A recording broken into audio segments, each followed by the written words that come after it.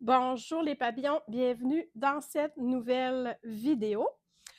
Tu commences probablement à connaître mon intérêt pour les patrons gratuits, patrons qui nous permettent de découvrir des maisons de couture pour ensuite pouvoir acheter de leurs patrons. Cette fois-ci, j'ai découvert un patron vraiment très original et au moment d'enregistrer cette vidéo, nous sommes à un mois de la Saint-Valentin. J'ai pensé que ça pouvait être un projet intéressant. Je n'ai trouvé aucune instruction de couture pour ce patron-là. Je vais donc essayer au fur et à mesure de trouver comment assembler les morceaux. On fait ça ensemble? En passant, je m'appelle Annie. Je suis créatrice et formatrice en couture surcyclée. Mon plus grand plaisir, c'est d'utiliser des tissus qui autrement iraient à la poubelle pour créer plein de belles choses à l'aide d'une machine à coudre. C'est parti pour ce beau projet-là. J'ai simplement imprimé le patron sur mon imprimante domestique et je suis en train de l'assembler avec beaucoup de papier collant et de patience. Qui dit cœur dit couleur rouge, zéro subtilité ou originalité, mais je m'assume totalement. En fait, c'est que j'avais une grande quantité d'une belle cotonnade rouge. J'en avais acheté tout un rouleau pour des projets d'un groupe d'élèves. Si tu veux le faire en surcyclage, ce que je ferais normalement, je te recommande vraiment un drop là qui peut être une belle percale, un lin, une petite cotonnade. Ça peut être vraiment intéressant à réutiliser et ça va te coûter à peu près rien ou rien en fait. Donc, allons-y. Comme j'ai un tissu neuf, j'ai la lisière, j'ai le bord du tissu qui va m'aider à identifier mon droit fil. Donc, si je commence avec mon morceau d'eau, je vais plier juste la largeur que j'ai besoin pour venir placer mon morceau d'eau. J'en ai besoin de deux, c'est pour ça que je plie mon tissu en deux. Ici, j'ai ma ligne de droit fil.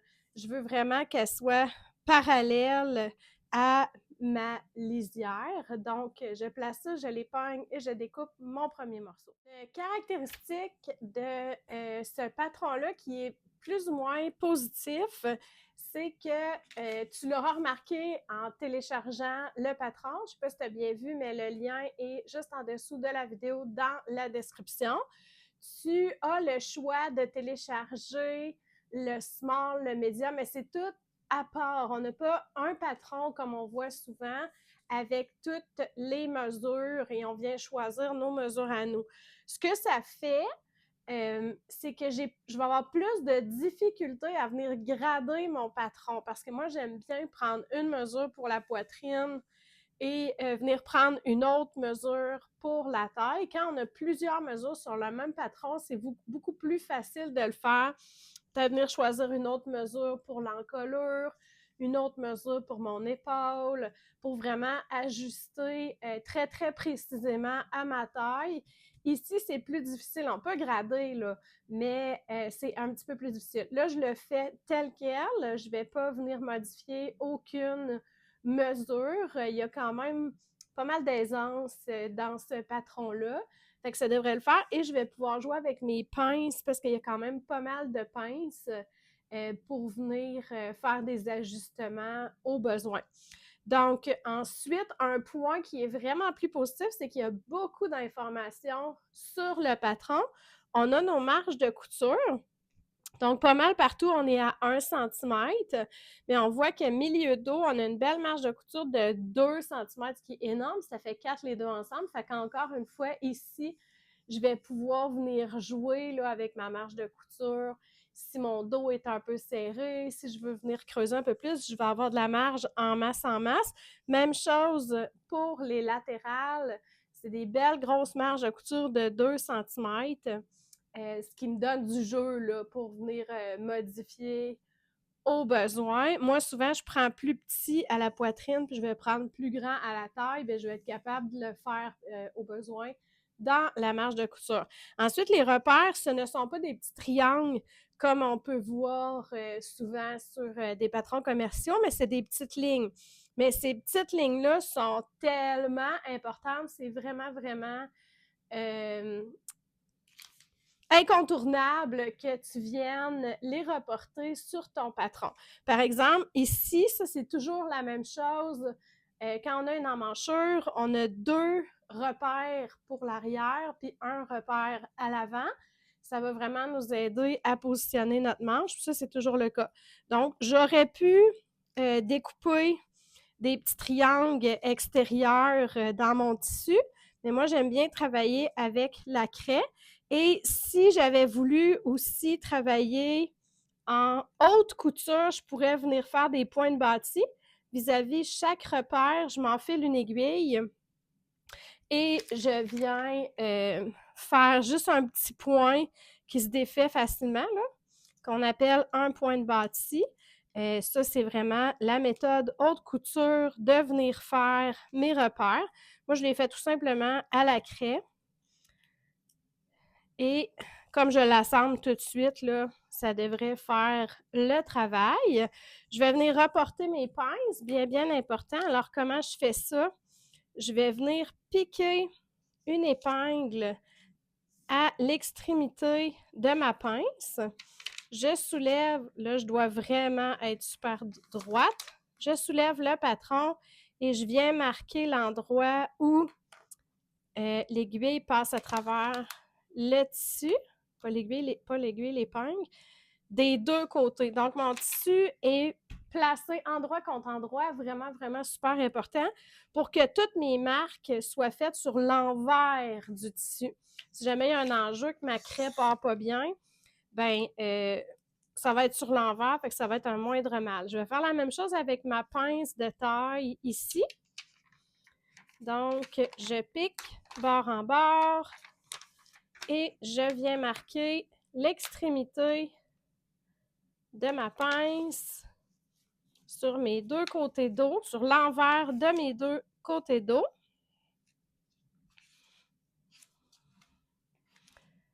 Je peux enlever la pièce de patron. Et là, ce que je vais faire, c'est que je vais venir relier à l'aide d'une règle l'extrémité de ma pince avec sa base. Et ça va être super facile après pour venir coudre ma pince. Ce que j'ai déjà vu aussi, qui est vraiment cute, c'est des gens qui vont venir enlever le triangle sur le patron, sur le papier. Puis là, ben, c'est super facile après de venir tracer. Le danger, c'est si ton papier va être plus porté à ouvrir, là, à bouger, il va vraiment falloir que tu t'assures qu'il est bien, bien à plat. Si tu utilises cette méthode-là, de venir faire un trou en forme de triangle, découper, enlever ta pince du patron, mais c'est quelque chose que j'ai déjà vu. Donc, je vais faire cet exercice-là avec toutes les pièces de patron. C'est vraiment écrit dessus. Celle-là, ça m'en prend 2 du tissu principal et 2 pour la doublure. Moi, je veux tout doubler avec le même tissu parce que le cœur à l'avant, il est comme passe-poilé. Donc, on va voir quand même, en bougeant un petit peu, l'intérieur. Donc, moi, je préfère le faire avec le même tissu. Mais en fait, ça pourrait être intéressant de faire la doublure complètement différente puis qu'on la voit. Ça va donner un style aussi, tout se peut, mais moi, je me casse pas la tête. Je fais ma doublure dans le même tissu. Alors, je prépare les morceaux de cette façon-là, tous les morceaux du patron, et on se revoit pour l'assemblage. Première étape d'assemblage, on va venir assembler nos pinces.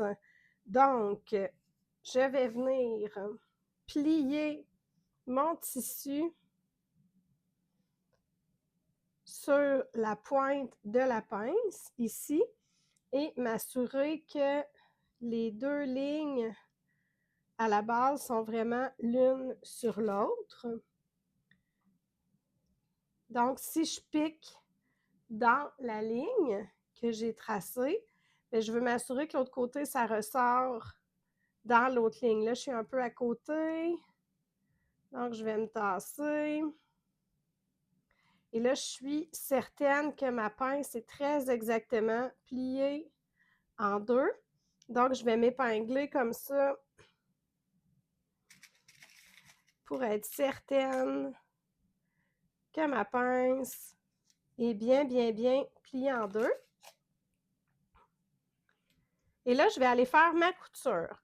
Donc, je pars ici, je fais un point d'arrêt, la partie la plus large de ma pince. Je commence avec une longueur d'assemblage, une longueur de point de 2,5 et je m'en viens à peu près à la moitié de ma pince. Je vais réduire ma longueur de point à 2. Et ici, à la pointe de ma pince, je ne fais pas de point d'arrêt, je fais juste continuer puis me laisser une petite longueur de point que je vais venir nouer à la main après, ce qui va me donner une pince impeccable. Bien entendu, après, je vais aller repasser comme il faut cette pince-là ouverte. Donc, je vais aller faire à la machine à coudre toutes les pinces et je te reviens pour la suite de l'assemblage. Maintenant que tous mes morceaux sont prêts, je suis prête à passer à l'assemblage. Je ne vais pas aller faire mes barres crues, surfiler mes barres crues.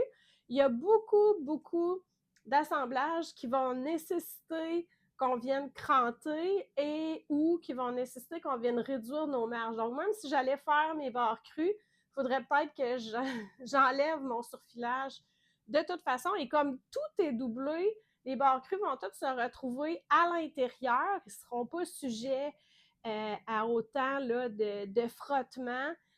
Donc, le risque d'effilochage est vraiment réduit beaucoup.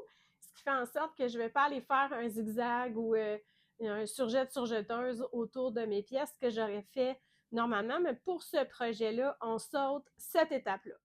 Alors, toutes mes pinces ont été cousues et repassées, étape absolument essentielle. Donc, j'ai pris les 2 fils qui dépassaient à la pointe et je suis allée faire des petits nœuds à la main et couper, ce qui fait en sorte que la pointe de ma pince va être vraiment subtile. Deuxième étape d'assemblage, je vais venir mettre endroit contre endroit mes 2 morceaux de dos et je vais venir épingler ici et aller faire ma couture. Le patron indique 2 cm de marge de couture. C'est vraiment une marge de couture qui est très conséquente, hein, qui est quand même large. Donc, on va respecter ça, puis on pourra jouer si on a des ajustements à faire. On pourra jouer avec cette marge de couture-là qui est très large. Donc, 2 fois, je vais faire ça avec les 2 sections de dos, le tissu principal et la doublure. Je vais aller faire cette couture-là, ouvrir mes marges de couture au fer et je te reviens pour la suite. Les dos sont terminés, donc je peux passer à la suite. Et là, c'est un beau petit jeu de casse-tête. En fait, là où vont les morceaux, c'est clair, là, c'est vraiment pas compliqué, mais c'est l'ordre dans lequel on va les assembler que j'espère vraiment ne pas me tromper parce qu'ici, là, on va être en passe-poil. Donc, pour que toutes les coutures soient cachées à l'intérieur, il faut vraiment que je pense comme il faut à mon affaire. Mais ce dont je suis certaine, c'est qu'on va commencer à assembler le centre devant avec le côté donc, j'ai ici ma pièce de centre devant et là, je vais prendre une pièce de côté devant. Je vais venir m'assurer que mes crans sont l'un sur l'autre, les 2 extrémités. Je vais épingler tout du long. Je vais aller faire une belle couture à 1 cm du bord et on va aller ouvrir cette couture-là au fer. Après, une fois que mes coutures vont être faites, ça va être utile de venir faire des petits crans ici pour que la couture s'ouvre bien ensuite. Donc, je vais passer à l'assemblage 2 fois, couture tissu principal, doublure et au repassage de tout ça. Et on continue ensuite. On continue avec notre petit morceau de casse-tête. Je vais maintenant prendre la partie qui s'appelle le haut devant et je vais venir la mettre endroit contre endroit sur le bas que j'ai déjà assemblé. Donc, on va voir notre petit cœur se former.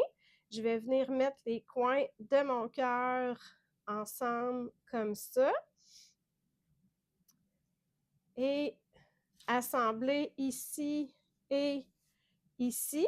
Et là, on peut voir que quand on va déplier, on va avoir notre cœur déformé.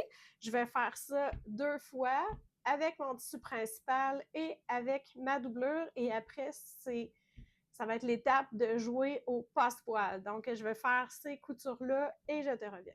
Donc, ai-je besoin de te rappeler à quel point on a besoin de précision ici pour que notre cœur soit harmonieux? Donc, le petit repère qu'on s'était fait sur le milieu, sur le morceau au devant, doit vraiment correspondre ici à ma couture d'assemblage de mes 2 morceaux devant. Et tu vas voir, il va y avoir des petits triangles qui vont dépasser des 2 côtés.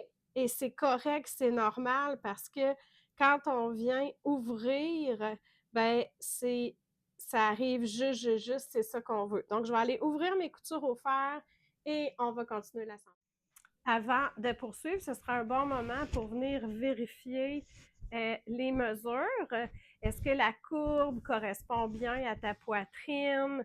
Est-ce que les latérales arrivent pas mal vis-à-vis les latérales d'un chemisier qui te fait bien? Donc, moi, ça semble correct. Ça va être vraiment ajusté. Je vois qu'il n'y a pas beaucoup d'aisance. Si jamais tu vois que c'est vraiment beaucoup trop petit, bien, tu pourrais utiliser les pinces, venir faire des marges de couture, bien pas les pinces, mais les coutures d'assemblage ici devant, venir les faire plus étroites pour te donner un petit peu d'aisance. Puis tu pourras sur le côté aussi faire tes marges de couture plus étroites que le gros 2 cm qui est proposé. Donc, on continue l'assemblage. On va aller mettre nos cœurs l'un sur l'autre. Ici, on va utiliser une méthode que j'aime vraiment beaucoup, qui est la méthode du passe-poil, qui peut te permettre de faire des belles poches passe-poilées. Je m'en sers pour faire des patchs inversés, pour si on veut faire une fermeture éclair aussi au milieu d'un tissu. Moi, à l'intérieur de mes sacs, je fais souvent ça. C'est la méthode qu'on va utiliser. Donc, ce que je vais faire, c'est que je vais venir mettre mes devants l'un sur l'autre, endroit contre endroit. Et là, j'ai besoin que les coutures ici soient parfaitement l'une sur l'autre. Je vais épingler, que les petites pointes de mon cœur soient exactement l'une sur l'autre. Je vais épingler. Et là, je vais faire ça tout le tour de mon cœur, m'épingler pour être vraiment, vraiment certaine que c'est parfaitement l'un sur l'autre. Et c'est ici qu'on pratique nos marges de couture égales. Donc, on doit venir coudre à 1 cm du bord. Si tu fais 1,1 cm ici, et là, tu viens à 9 mm ici, et tu reviens à 1 cm, si ça bouge, ne serait-ce qu'un tout petit mini bébé peu, ton cœur, il va être tout croche. Ça ne pardonne pas. Donc, épingle, épingle, épingle, et assure-toi vraiment, là, quand tu couds, regarde pas ton aiguille de machine à coudre. Regarde le bord cru qui suit comme il faut, la ligne de 1 cm ou le bord extérieur de ton pied. Ce qui est vraiment beaucoup un enjeu, c'est la pointe ici. Il faut vraiment que tu respectes que ton point, quand tu retournes, est vraiment au bon endroit, à 1 cm ici, parce que sinon, ton cœur va être croche, puis on ne veut pas ça. Donc, je vais aller faire ma couture à 1 cm du bord et je te montre comment on retourne ça ensuite. Étape suivante, on va venir réduire nos marges. Donc, à la pointe, ici, je vais donner un coup de ciseau jusqu'à ma couture. Super important. J'essaie de ne pas couper ma couture, là, mais je vais vraiment jusqu'à ma couture. La pointe ici, je vais la retirer complètement jusqu'à ma couture. Et ensuite, tout le tour, bien, je vais en enlever le plus possible et partout où c'est très, très rond, je vais faire des crans comme ça qui vont jusqu'à la couture. Comme ça. Je vais vraiment là, couper jusqu'à la couture, puis je peux en enlever là, quand même beaucoup. Mais même si j'en enlève, il faut quand même là, cranter jusqu'à la couture. Donc, je vais dégarnir tout ça au maximum, puis je te montre ce qu'on fait ensuite. C'est vraiment le fun, tu vas voir. Je vais prendre l'épaisseur du dessus et je vais la faire passer dans le trou du cœur pour la faire ressortir de l'autre côté.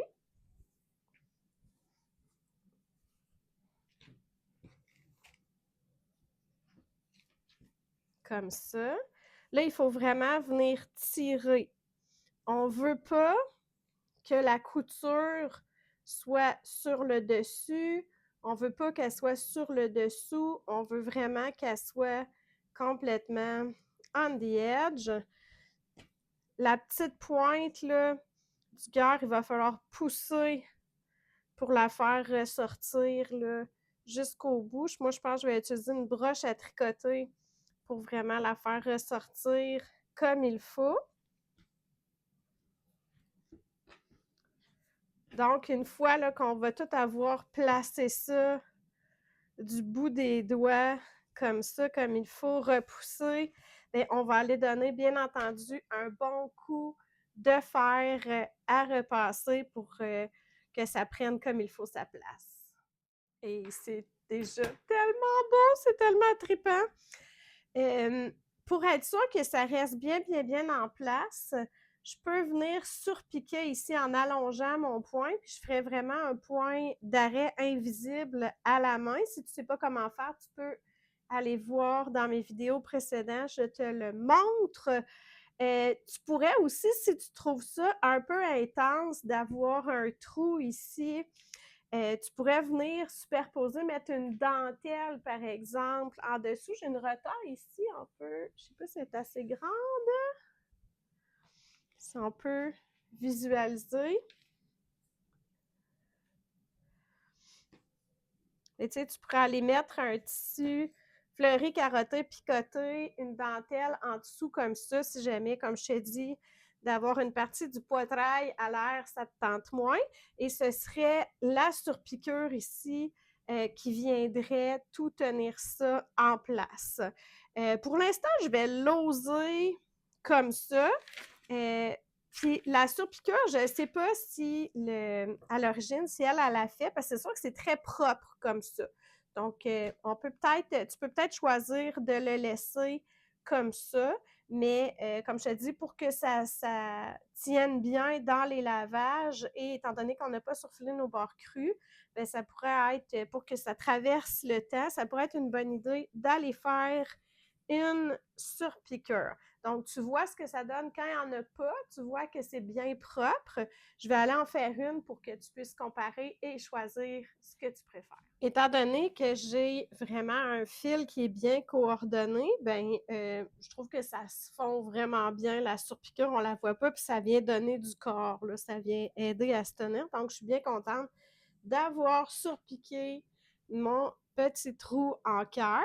Maintenant, pour la suite, étant donné que je veux vraiment que toutes les coutures soient cachées à l'intérieur, c'est un petit jeu, là, ça va être un petit jeu d'assemblage que je me suis figuré, là, qui, je suis pas mal certaine, va fonctionner, qui va faire en sorte que toutes mes coutures vont être bien cachées. J'aurai pas une couture d'épaule ici, là, que ça me tente pas d'avoir. Qui dépasse, tout va être caché à l'intérieur. Comment je vais faire ça? Bien, première étape, je vais prendre un morceau d'eau, comme ça, qu'on a préparé préalablement. Je vais venir le placer endroit contre endroit de mon devant et je vais venir, je prends juste une épaisseur de mon devant. Mon devant, il est double, là. Je prends juste une épaisseur et je viens épingler mes épaules ensemble, comme ça. Je vais tout bien épingler ça. Ici, Même chose, l'autre côté, l'autre épaule. Je viens les épingler ensemble, comme ça. Et je vais aller coudre comme ça cette épaisseur-là. Ensuite, on va retourner notre projet. Et là, je me retrouve avec ça, c'est l'intérieur, c'est la doublure. Je vais venir mettre mon autre morceau de dos, endroit contre endroit, lui aussi. Et je vais venir épingler les épaules. Même chose.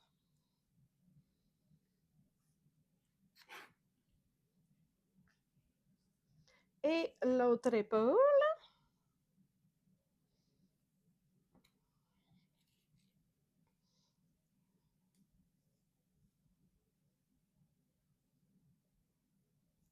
Comme ça. Et je vais aller assembler. Donc, tu vois, j'ai comme ça et l'autre épaisseur comme ça. Donc, si ça ressemble à ça, ton affaire, là, tu vois, j'ai comme 2 encolures, ben, c'est parce que tu es sur la bonne voie. Fait que c'est de vraiment s'assurer d'être endroit contre endroit. Ça me fait 4 coutures. Je vais aller coudre ici, ici, à 1 cm du bord avec des bons points d'arrêt. Je vais aller ouvrir mes coutures au fer à repasser. Puis après, on continue notre petit jeu de casse-tête. Deuxième essayage, ça va être petit. Ça va être petit. Moi, mes mesures me donnaient large. En fait, ça fait, là. Ça fait, mais c'est très, très ajusté. Si tu as envie de quelque chose qui a de l'aisance, peut-être prends une grandeur de plus que ce que la charte te propose parce que ça fait quelque chose de vraiment très ajusté. Si c'est ça que tu souhaites que ce soit ajusté, ben la charte va fonctionner. Là, l'encolure, je l'aime pas tant, mais c'est parce que c'est sûr qu'elle n'est pas cousue. Une fois qu'elle va être cousue, là, une fois les marges de couture enlevées, je pense que ça va être correct. Donc, on peut continuer. La façon de coudre l'encolure et que toutes les coutures soient à l'intérieur, je vais y aller avec la technique du burrito. Alors, mon projet est tout froissé, puis il y a plein de petits fils parce que j'ai vraiment essayé de plusieurs façons de venir coudre mon encolure endroit contre endroit. J'aurais bien aimé ça, ça aurait été super propre en utilisant la méthode du burrito. Mais mon cœur, ici, le trou en cœur m'empêche de faire ça. J'y arrive pas. J'ai essayé par le côté. Ça ne fonctionne pas. Donc, si jamais tu as une idée pour pour venir finir l'encolure endroit contre endroit, j'ai donc décidé de venir faire mon encolure au billet. Qu'est-ce que c'est un ruban de billet? On a la chaîne dans un tissu, la trame, ben, c'est une bande de tissu qui est découpée en diagonale. Tu peux acheter du ruban de billet déjà fait comme celui-là. Tu peux te créer aussi un ruban de billet dans le même tissu que ton projet. C'est une façon que j'aime beaucoup finir mes encolures. C'est super propre. Ici, je vais utiliser un ruban de billet que j'avais déjà, qu'on va aller préparer au fer à repasser. Tu peux en acheter qui est déjà plié dans des petits paquets. Donc, il faut qu'il soit replié vers l'intérieur. Il va être plié en 3. Il y en a qui sont pliés en 4 pour faire une encolure à cheval. Nous, c'est pas ce qu'on veut. Moi, j'ai un petit appareil, un appareil à billets pour me permettre de le repasser comme ça, plié en 3. Donc, je vais aller faire ça avec le fer à repasser. Et je te reviens, je te montre comment on installe ça. Là, j'ai été préparer mon billet au fer. Il est déjà repassé comme ça en 3. Je vais venir le mettre endroit contre endroit. Et là, cette fois-ci, j'ai 2 épaisseurs. Je veux prendre les 2 épaisseurs avec mon billet. Et là, je vais épingler tout le tour de mon encolure, bord cru du billet avec les bords crus du projet. Et je me suis laissé dépasser un petit bout de billet avant de commencer. Puis je vais laisser un petit bout aussi dépasser à la fin. Donc, je vais épingler et ensuite, je vais aller coudre dans le premier pli de mon billet que j'ai formé au fer préalablement. Couture faite, tout le tour dans le premier pli de mon billet. Là, ce qu'on doit faire, c'est venir relier le début et la fin.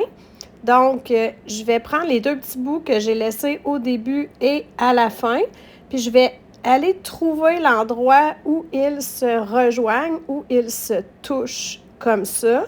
Et à cet endroit-là, je vais venir insérer une épingle. Et ça va être mon pivot. L'endroit où j'insère mon épingle, ça va être mon pivot. Là, ce que je vais faire, c'est que le morceau de billet qui arrive comme par la gauche, je vais aller le pivoter vers le haut parce que je veux faire une belle finition à 45 degrés pour éviter les épaisseurs. Fait que lui, je le pivote vers le haut et l'autre, je l'amène en ligne droite. On voit, lui, il fait comme un angle là, de presque 90 degrés. L'autre, je l'amène comme ça par-dessus. Et là, je m'organise pour que les deux, ils se croisent vraiment à angle droit, qu'ils viennent faire là, un angle, une croix, finalement, qui part du pivot que je me suis fait au début. Là où j'ai inséré mon épingle, ici au début, ben ça vient, je vais devoir coudre en ligne droite pour aller de l'autre côté où est-ce que les rubans se croisent. Fait que tu vois où est-ce qu'elle est mon épingle, là? Cette ligne-là, c'est cette ligne-là que je vais aller coudre. Et là, quand je vais déplier, regarde la magie, l'angle, il va être à 45. Fait que ça va éviter d'avoir une grosse bosse, d'avoir des épaisseurs. Ça va répartir finalement la marge de couture. Ça va être beaucoup plus joli dans mon encolure. Alors, je m'en vais à la machine à coudre et je vais faire une belle couture comme ça d'un coin à l'autre. Maintenant que le début et la fin de mon billet sont raccords, je peux venir couper l'excédent comme ça et je peux venir finir le petit bout qui n'est pas cousu, le petit bout que je m'étais laissé là, pour venir faire le raccord.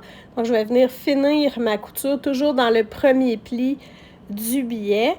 Ensuite, je vais pouvoir retourner le billet vers l'intérieur. Au besoin, je peux venir réduire mes marges de couture. Et là, je vais pivoter le billet vers l'intérieur du col, comme ça. Je veux avoir un petit bout, un petit millimètre du tissu extérieur qui apparaît à l'intérieur, comme ça, parce que je ne veux pas que quand je regarde le projet sur l'endroit, on puisse voir le billet. Je veux pas ça. On veut pas voir le billet sur l'extérieur, fait qu'on replie un petit millimètre de plus à l'intérieur, tout le tour. On va presser ça comme il faut au fer à repasser. On prend notre temps. Au besoin, on peut mettre quelques épingles pour pas que ça bouge. Et ensuite, je vais pouvoir venir faire ma couture sur le bas de mon billet ici, en allongeant mon point. Et cette couture-là, ben, elle va être visible sur l'endroit, là. Quand on va regarder le projet sur l'endroit, on va avoir une couture, ben, ça dépend de la largeur de ton billet, mais moi, avec la largeur de mon billet, je vais avoir une couture ici, peut-être 1 centimètre du bord de mon encolure. Fait que je vais terminer mon encolure au billet et on poursuit le projet ensuite. N'était pas prévu comme ça, mais c'est quand même très joli avec une encolure au billet. On va continuer avec nos latérales. Donc, je vais venir placer mon projet endroit contre endroit et je vais venir superposer les 4 épaisseurs comme ça des côtés. endroit. Il y a du fil ici, madame. Et je vais venir épingler et coudre ici mes deux côtés, les 4 épaisseurs ensemble des deux côtés. Ensuite, aller, bien entendu, les ouvrir au fer. Allons-y avec l'assemblage de la manche. Donc, je vais venir plier comme ça une manche endroit contre endroit et je vais venir faire une couture après m'être épinglée ici. Et ensuite, pour me préparer, je vais venir faire une couture de soutien. Je vais allonger mon point là, vraiment très, très long. Je vais commencer avec ici le deuxième cran. Je commence ici à 0,5 cm du bord. Je fais tout le tour comme ça de ma manche jusqu'à temps que j'arrive au cran double. Je m'arrête là, pas de point d'arrêt, ni au début ni à la fin. Je vais préparer comme ça mes deux manches, puis ensuite on va voir comment on les assemble avec le petit chemisier. Que ce soit pour les latérales que j'ai été faire tantôt ou pour le côté de la manche que je viens de faire, il va falloir surfiler les bords crus.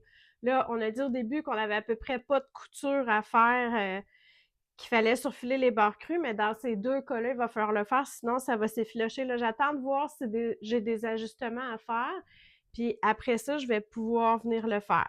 Fait que là, tu pourrais venir faire un zigzag ou un surjet de surjeteuse sur les deux côtés de tes marges de couture qu'on a ouvert au fer, mais sans blague, après, ça peut sembler contre-intuitif, là, mais après l'avoir repassé des deux côtés comme il faut, ouvert tes marges, tu peux les ramener ensemble et venir surfiler les deux ensemble. Puis ça, c'est vrai autant pour les latérales que pour le côté de la manche. Une fois que ça a été repassé, que la fibre a été écrasée, tu peux te permettre de faire ça. Alors, on y va avec notre manche. Ce qu'on doit repérer, c'est où est la manche droite et où est la manche gauche. Toujours 2 crans à l'arrière et 1 cran à l'avant. Donc, j'essaie de trouver la bonne manche. Donc, c'est pas celle-là. Si je la retourne à l'endroit, ce serait celle-ci, parce que j'ai 2 crans à l'arrière et 1 cran à l'avant. Donc, ce que je vais faire, c'est je vais retourner le projet à l'envers et je vais insérer la manche qui, elle, est à l'endroit à l'intérieur de mon emmanchure. Et là, je vais venir épingler endroit contre endroit les coutures, la latérale avec la couture d'assemblage de la manche. Et là, je vais venir mettre mes crans doubles l'un sur l'autre et épingler. Et mes crans simples l'un sur l'autre et épingler. Ensuite, j'avais une marque du milieu de ma manche. Ici, je viens la mettre sur ma couture d'épaule comme ça. Là, ce qu'on remarque, c'est qu'on a beaucoup plus de manches que d'emmanchure. Donc, ce que je vais faire, c'est que je vais tirer sur le fil la couture que j'ai été faire tantôt à long point. Je vais tirer dessus et répartir le plissé comme il faut. Je ne veux pas qu'à un endroit, ça soit super plissé, puis à l'autre, pas du tout. Donc ça, il faut vraiment prendre le temps de le faire. Je viens vraiment répartir les fronces pour que ce soit froncé tout bien égal. Et une fois que les deux arrivent et que mes fronces sont à mon goût, je vais m'épingler comme il faut. Je vais faire la même chose avec l'autre côté. Je viens tirer pour créer des fronces. et je vais répartir ces fronces-là du bout des doigts là, pour que ce soit tout bien égal, tout bien réparti également. Et une fois que ça va être à mon goût, je vais épingler tout le tour et je vais venir coudre tout le tour et je vais faire ça, bien entendu, avec mes 2 manches. Et finalement, on va aller au fer à repasser pour faire les ourlets de nos manches. On va plier une fois. Une fois, on repasse tout le tour. Une deuxième fois, on repasse tout le tour et on vient coudre sur le bord ici du pli. Je sais pas pourquoi, faudrait que je retourne voir la photo. Je me demande si c'était pas un peu ballon la manche. Donc, si on veut que la manche comme ça soit un peu ballon, dans l'ourlet qu'on est venu créer comme ça, en pliant une fois peut-être 5 mm, une deuxième fois peut-être 1 cm. Ce qu'on viendrait faire quand on coud, c'est de laisser une ouverture pas cousue, puis de venir insérer un petit élastique pour venir créer l'effet un petit peu ballon. Sinon, ça va donner cet effet-là, là, un petit peu plus évasé.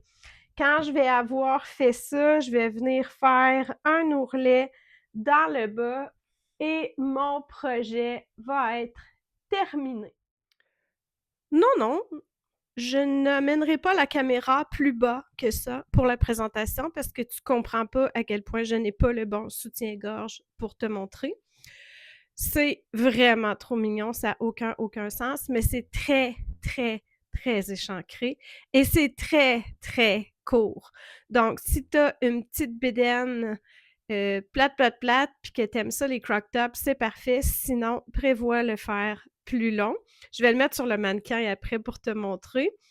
Je t'encourage fortement à faire une toile de ce projet-là avant de le réaliser parce qu'il y a plusieurs ajustements avec lesquels on peut jouer. Les pinces, là, tu peux vraiment jouer avec les pinces pour agrandir ou rapetisser. Les latérales, on a beaucoup de jeux pour jouer avec les latérales. Donc, n'hésite pas à faire une toile. Et là, si tu fais une toile, là, c'est en faire une version cheapette dans un vieux drap juste pour tester, pour faire tes ajustements sur ce tissu-là avant de le réaliser dans ton vrai tissu. Fais-les pas tout doubler, là. Viens pas faire le passe-poil, là. Viens vraiment juste en faire devant dos une seule épaisseur et là, tu joues avec tes ajustements avant de le faire dans le vrai tissu. Donc, j'espère que ça t'a plu. Il y a sûrement complètement d'autres façons d'assembler ce projet-là. Comme je te dis, moi, j'ai pas trouvé d'instruction d'assemblage, donc j'y ai été avec ce que je pensais et c'est vraiment spécial. Donc, personnellement, je vais mettre un autre tissu contrastant en dessous, peut-être une dentelle, parce que j'ose pas le porter avec la petite pointe du cœur qui se rend presque à mon nombril, là. Je veux dire, j'irai pas magasiner avec ça, mais c'est tellement original et on aime ça sortir du lot. Donc, j'espère que ça t'a plu. Si c'est le cas, abonne-toi à ma chaîne parce que des vidéos comme ça, des tutoriels pour tester des patrons gratuits, puis toutes sortes d'autres trucs pour surcycler, il va en avoir encore plein et tu ne veux pas manquer ça. Donc, j'espère que ça te donne envie d'utiliser comme ça des tissus en fin de vie pour qu'ensemble, on ait un effet papillon. À très bientôt.